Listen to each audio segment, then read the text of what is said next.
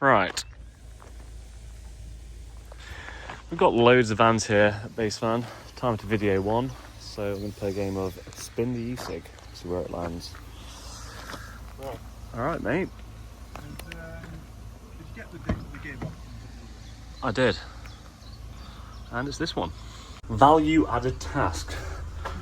What am I going to do to add value to this vehicle? Well, Packet mac and cheese. Thrown it in. that might not be a bad shout, but for now the iPhone will do.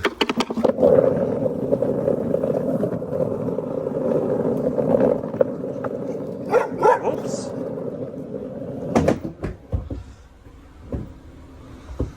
Right, we're back at basefan.com and we've got a Labrador and a skateboard and a super low mileage first response ambulance, which I'm going to turn off actually.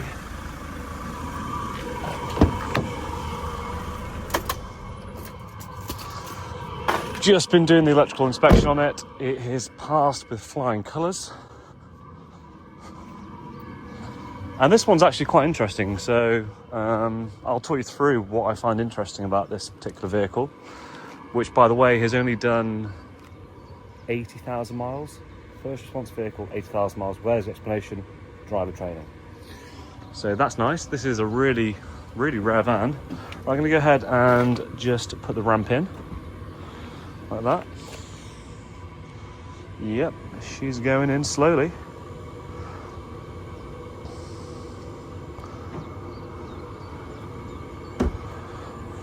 And suspension up.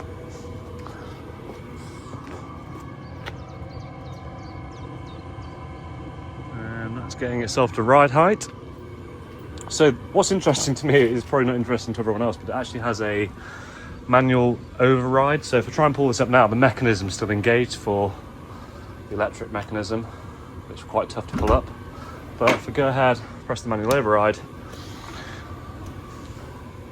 comes up really easily, which probably isn't interesting to anyone else because most of the people that plan to do this into a camper van will be putting the bed over the back of there. But for me, it's quite interesting because, you know, at this point I've got through quite a lot of these Fiat Ducato ambulances and they're all very much the same. Right, I'm going to turn the heating off and turn the aircon off. Turn the aircon on. Shut the way, mouse. There's little stops, very good in windy conditions. Right, all the doors have to be shut for the aircon to operate. So let's see if all the doors are shut properly. And we'll come over here and press cool. And let's see how warm it is today. It can't be. External temperature 23 degrees. I wonder if that's probably to do with this sensor here. So it must be 23 degrees in here. Let's see how cool it gets with the aircon on for a short while. In fact, it's probably really noisy with that on, so I'll just turn it down a little bit. Not sure how good this video is going to turn out with that on, but let's see for an experiment how it works. So it's basically the same as anything really on the inside, except it probably hasn't been used. All of this stuff's looking really new. I mean, even the winch, that is brand new winch, never been used. Not that that's a bonus to anyone converting it into a camper van, of course, because the majority of people take that stuff out. But anyway, we've got the HVAC Webasto air conditioning system stationed up here, and the outlets are here, here, here, and here. And why that's beneficial is you've actually got overhead storage at the front, because that's usually where they're situated. So that is, in my opinion, a huge benefit. Just got the power inverter on here, and I've got my hairdryer, which I believe is what we're looking at here, 1650 to 2000 watts, and I believe in this vehicle it does carry a 2000 watt inverter. So not sure how I can do this. I've got hardly any hair now. Oh no, oh, it doesn't like that. It did like it earlier on when the engine was running, but it doesn't like it now. Go ahead and turn that off to save the beeping. I'll try that back on a little bit later on. maybe the batteries weren't charging up a little bit. Right.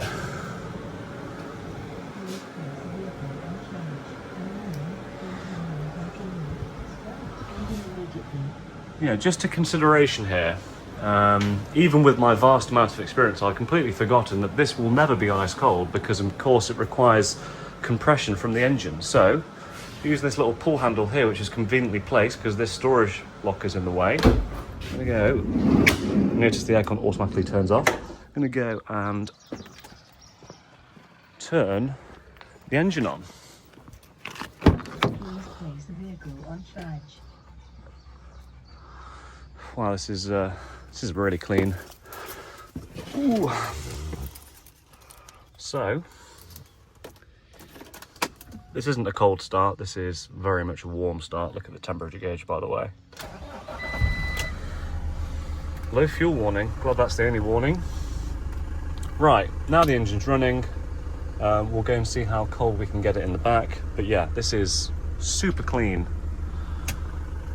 You know, there isn't much going on in the dashboard where they've put extra equipment on there and stuff like that. So yeah, I mean, this will be a really nice van for somebody. So come round, pop this door shut, and that is shut. Right. Okay, obviously it isn't shut that well. Yeah, you can see on the little dashboard icon there, it's saying a door is open. I'm going to suggest it's probably this side loading one. So I'll close it using this handle here. And we've got a victory. So let's see if it's getting colder. External temperature is 21.5, so it is going down. Right, I think I'll just let you know if this does get cold because you probably can't hear anything I'm saying right now. But yeah, little cool control panel here. And you've got the roof extraction fan that will come on momentarily. 5, 4, oh!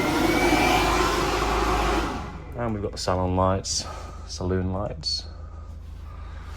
Dim mode. And the blue casino mode, also known as the trauma light. Get your bets on. And CCTV, which... Attendant requires assistance. Warning, CCTV in operation. Okay. You are being recorded. Best behave now then. And we've got a... Warning, CCTV in operation. You are being recorded. Yeah, so what I'd suggest if you do buy this vehicle and you do want to use the current system that's inside it is... Warning, CCTV in operation. You are being recorded. I would just pull that off and just disconnect that woman. And then you don't have to hear her again. The intercom actually works. Warning, CCTV in operation. You are being recorded. Okay, I'm being recorded. Okay. 2 cameras on the go. CCTV in operation. You are being recorded. Right, I'm going to go and pause the video now and get rid of that. Cheers. Just coming back to the van with the vital tool, and you'll notice if the door isn't slammed properly, it is just slightly staying open there, so it does want a good slam on this vehicle. In operation. You are being recorded. Okay, not for long though. Let's see how quickly I can do this. Warning, CCTV in operation. You are being recorded.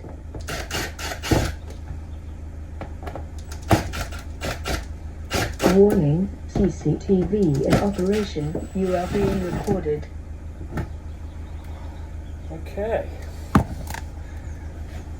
Warning, CCTV in operation. You are being recorded. Okay, and we've got a little woman in the front as well. Now, I've taken that speaker off and it's a great opportunity just to show you Warning, a little bit more. We have got the front speaker going off as well. You can see it is insulated, nice and dry. I'll pop that cover back on. I'll take that front one out as well. And I'll just rest this camera down here for a second whilst I Warning, quickly CCTV in operation. You reinstall are this. being recorded.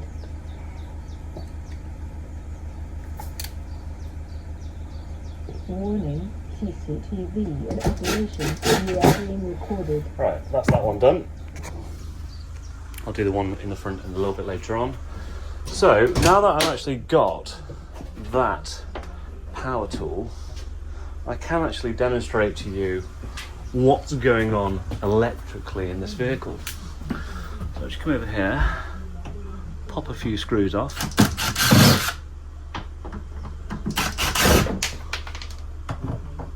Very carefully put them back on afterwards. For the demonstration purposes here, I'll do this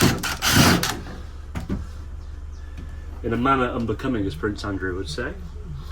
So we've got 3 batteries and let's have a look. Oh, it's a 1400 watt inverter. That might explain why the hairdryer didn't like it. So 1400 watt inverter and 3 batteries. And it looks like they were replaced in 2018. With them being lead acid, that makes them 7 years old and probably on their way out. But they do seem to be working fine at the moment. You can see there, they are Victron Energy batteries. Right, I'll pop all this stuff back on a little bit later on after the video, so I'm not wasting your time. We'll check out the rest of this van. I'll put that in the right way. Check out the rest of the van. I wish I hadn't pressed that CCTV button now. Right, rest of this van. All of this stuff comes out relatively easy, especially if you've got a ramp. One man below, one man on top. All this stuff comes out nicely. And of course, if you do take this stuff out delicately, you can recycle it elsewhere in your vehicle. That's always worth noting. Always a big fan of these double glazed windows. Of course, there's no gas in the middle or anything like that, like traditional double glazed. Right, I was actually going to show you how I've been doing this recently. So I've been checking out, Frank's been doing the underneath videos, so I've been watching them before. This one here is really clean underneath. You can check that out on the website. Like all of these vans, probably doesn't need undersealing yet, but the sooner you do it, the better it's gonna be, I suppose. It's just been tested without any advisories. The inspection report's really good. The tyres are fantastic on this vehicle, and there is the one owner East Midlands Ambulance Service. This vehicle is ready for sale. PDF inspection report's done. Test drive, I've done it. It drives really well. Mechanical inspection, it's got a current MOT being new. Engine's been serviced, underneath video, general wash off, documents present, electrical inspection, which I've just conducted. Value added task. What am I going to do to add value to this vehicle? Well, I'm just going to show you how good it is, I suppose. In operation, you are being recorded.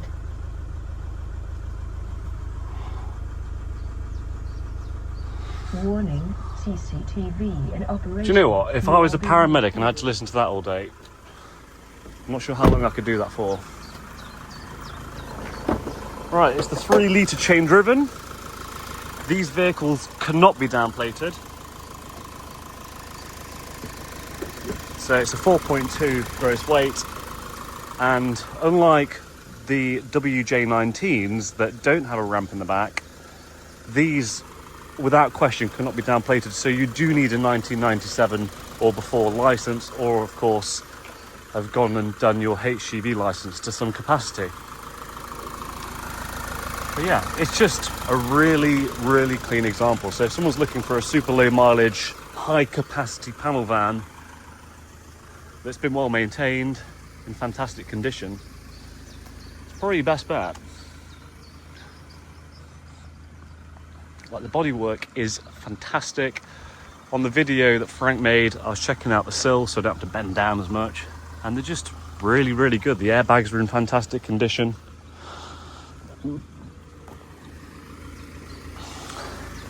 So we have got hookup on the side. Of course, when they get decommissioned, they take this auto eject flap off on some occasions, but that can easily be reinstalled, and you can hook up and you can get power to your sockets. And I'll just see where the battery charger is on this vehicle.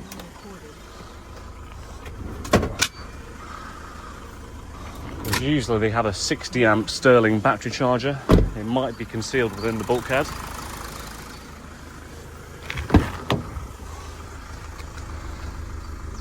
Warning, CCTV. Okay, I wonder if I just turn this isolator off. Okay, turn the isolator off, which essentially isolates all the stuff in the back. Warning, CCTV in operation. And you are being recorded. it's still talking. So that's interesting. Warning, CCTV in operation. You are being recorded. Okay. So the battery charger is not on that side, so I'll go back to this side and see if it's on this side.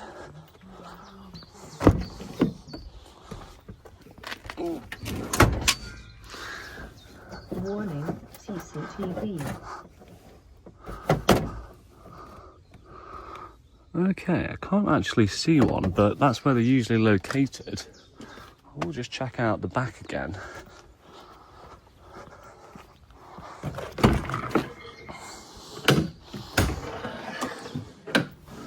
So let's just jump in here. Let's pull this back.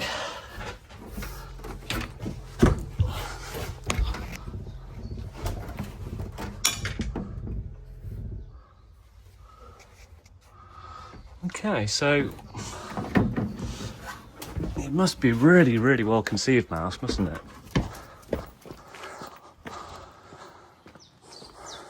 Where are you? Come on, this is supposed to be the value added part, and I don't know what I'm bloody talking about here.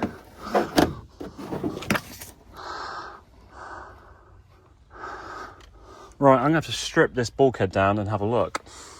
Right, we're back in business. This is what it's like behind the driver's seat. Yeah, all looks nice and complicated. I'm very grateful that everything works in this vehicle. But what I wanted to find is actually in here. So